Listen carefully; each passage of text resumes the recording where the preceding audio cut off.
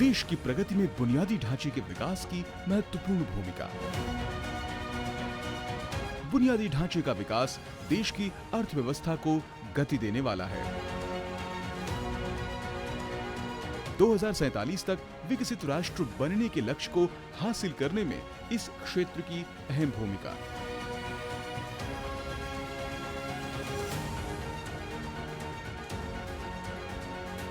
आज national highway का average annual construction 2014 से पहले की तुलना में लगभग 2 गुना हो चुका है। उसी प्रकार से 2014 से पहले हर साल 600 रूट किलोमीटर रेल लाइन का बिजलीकरण होता था, इलेक्ट्रिफिकेशन होता था।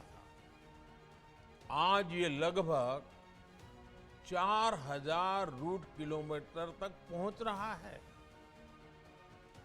अगर हम एयरपोर्ट की तरफ देखें तो एयरपोर्ट की संख्या भी 2014 की तुलना में 74 से बढ़कर के 150 के आसपास पहुंच चुकी है, यानी डबल हो चुकी है।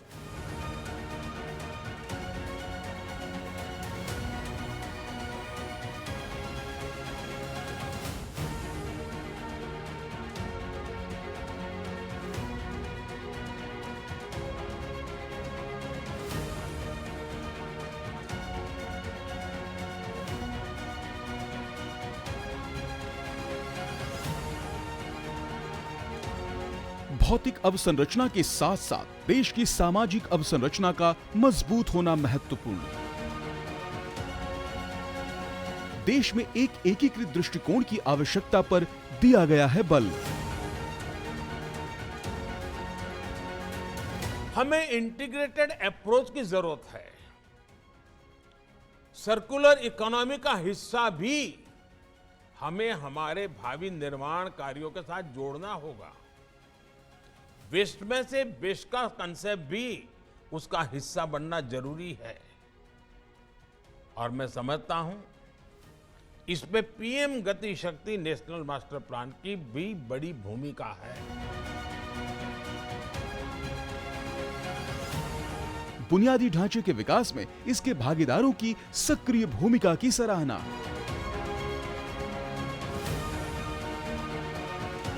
भारत के किसी भी कोने पे चले जाएं, जो वर्तमान विकास कार्य हो रहे हैं उनका कोई जवाब नहीं है। आज हम 3.5 घंटे 3 घंटे में बरेली से दिल्ली पहुंच जाते हैं। ये जो इस समय प्रधानमंत्री गति शक्ति योजना चल रही है, उसके तहत पूरे देश में सड़कों का जो जाल बिछा है, फ्लाईओवर्स बने हैं, हाईवेज चौड़े हुए हैं, 6 लेन के फ्लाईओवर बने हैं, उससे पूरे देश को फायदा हुआ है।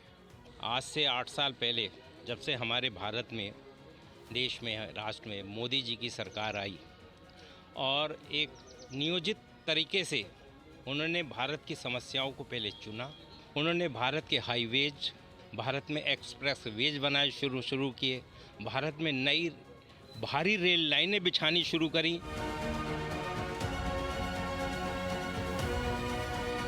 बुनियादी ढांचे के विकास को अब केवल रेल, सड़क, बंदरगाहों और हवाई अड्डों तक ही सीमित नहीं रखा गया। इस साल के बजट में गांव में किसानों की उपज के भंडारण के लिए भी बड़ी परियोजनाएं शुरू की गई।